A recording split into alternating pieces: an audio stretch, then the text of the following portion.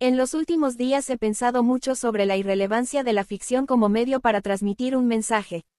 Esto me pasó después de haber releído algunas obras de Poe, no me refiero a sus cuentos de terror más famosos sino otros relatos menos conocidos. En este caso hablo del relato, Nunca apuestes tu cabeza al diablo, un cuento en el que el autor satiriza algunas críticas a sus obras por la falta de mensajes morales en ellas.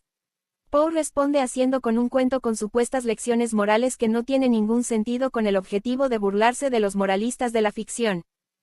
Desde siempre ha habido dos grupos de personas, las que consideran que una ficción debe tener un mensaje y los que consideran que lo único que importa es escribir una buena historia.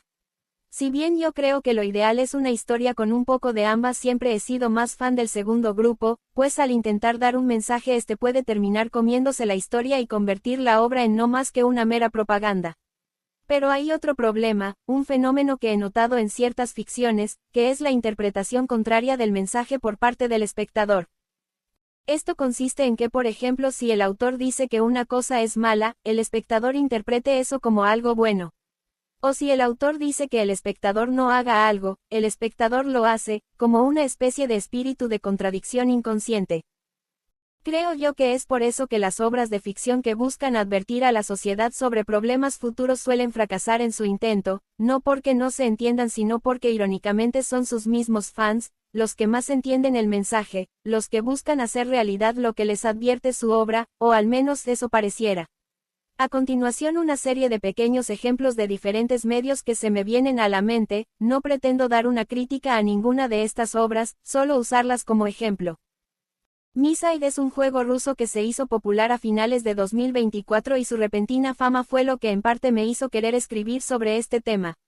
Es una mezcla entre un juego de simulador de citas, Tamagotchi y terror psicológico con una gran cantidad de minijuegos y con estilo de anime, elementos que recuerdan mucho al juego de Doki Doki Literatura Club. No es para nada un misterio las críticas hacia los jugadores por parte de la obra, acusando a dichos jugadores de este tipo de juegos de superficiales e hipócritas. Hay varios momentos de estos, por ejemplo cuando te encuentras con el jugador herido que no quiere salir del mundo del juego y busca desesperadamente a su amada Mita como si fuera un adicto obseso a ella. La aparente selectividad que hace el jugador a las diferentes mitas, cosa que es sutil pero está ahí, ya que pareciera que es más amable con las mitas lindas que con las menos agraciadas o con personalidad menos sumisa. En este caso se me viene a la mente su reacción con la mita pequeña, la cual a pesar de parecer necesitar ayuda y ser inofensiva al jugador actúa con ella con cierto desagrado en contraste con su forma de actuar con la mita anterior, llamada Capi. Y quizás el ejemplo más obvio es la conversación cercana al final en el que la mita loca acusa directamente al protagonista de ser un hipócrita superficial. Lo irónico es que el juego se hizo principalmente popular debido a la superficialidad de los mismos jugadores, pues no hay que engañarnos, su popularidad estuvo bastante condicionada al diseño de las mitas y la obsesión del público otaku con estos personajes, lo cual como ya vimos está presente en el juego como una forma de crítica.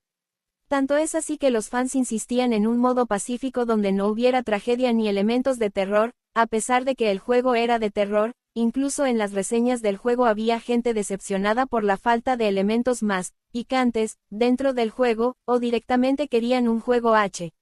Lo más gracioso es que la mita loca critica a los desarrolladores también por justificar sus acciones con el discurso de que era su deber en pos del progreso, cosa que pareciera que también es verdad en el mundo real, pues se ve que los desarrolladores le empezaron a seguir la corriente a los fans, como no hacerlo con lo mucho que vendieron. Lo que demuestra que la mita loca tenía razón. Y hablando de juegos, otro que se me viene a la mente es la saga Persona. La saga Persona toca muchos temas en cada entrega, pero creo que hay una serie de elementos puntuales que puedo señalar como más o menos constantes y característicos. Estos son la importancia de desarrollar vínculos sociales con otras personas, incluso son una forma de gameplay a partir del 3. Otro elemento típico es la aparición de algún grupo o secta antagónica conformada por fanáticos de alguna idea rara o enfermos de alguna afección mental provocada por el villano o por el inconsciente colectivo, concepto que cambia de nombre según la entrega pero siempre es lo mismo, y finalmente el tema del abuso y acoso, en especial el bullying escolar, pues en prácticamente todos los juegos de la saga hay una mención de esto. De hecho no es raro ver como villanos iniciales a alumnos o maestros abusivos e inadaptados sociales. Y lo irónico, muchos de sus fans son antisociales que parecen villanos iniciales de la saga.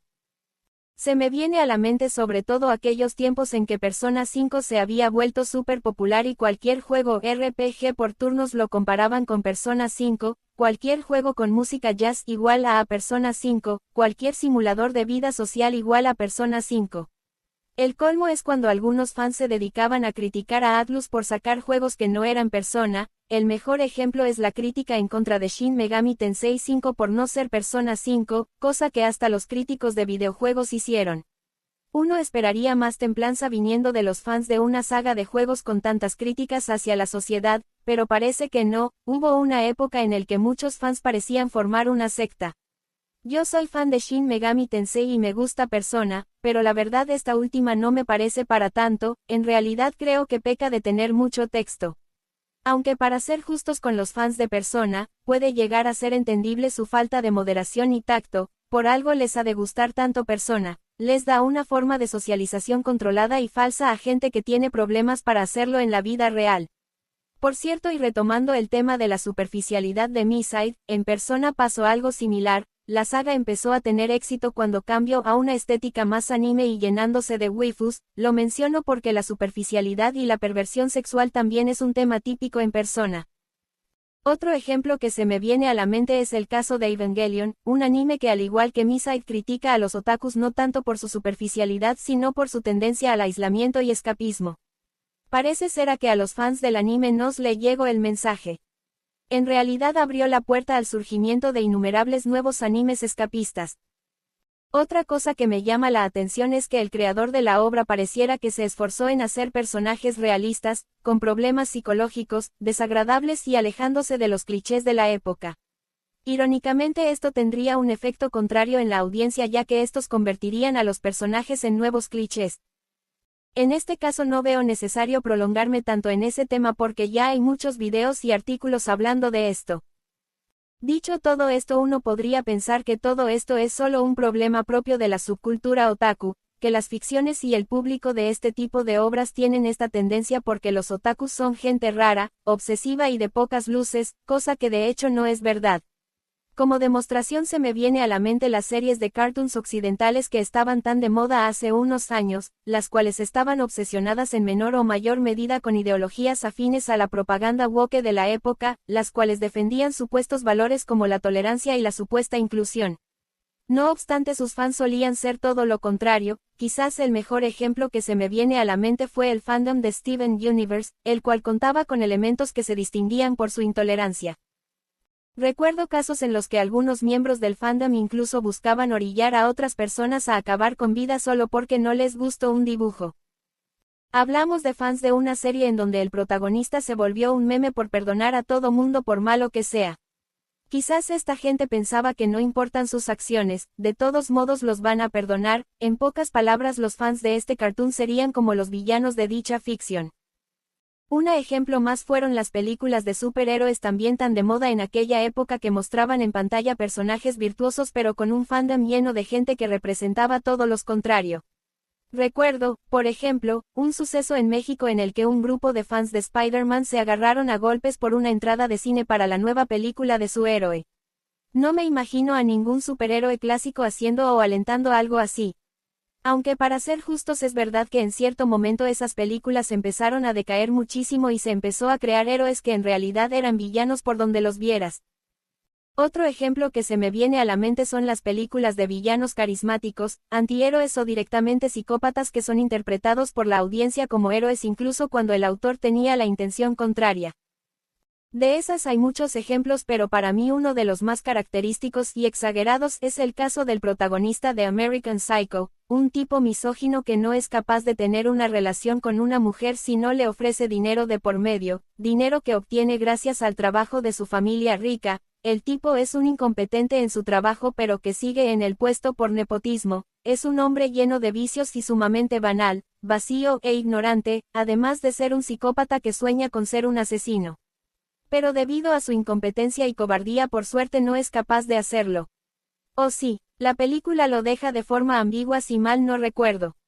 Curiosamente mucha gente ve al tipo como un ejemplo de mentalidad de tiburón digno de ser imitado, a pesar de que el autor obviamente quiso hacer lo que a todos luces es un perdedor que vive gracias al nepotismo.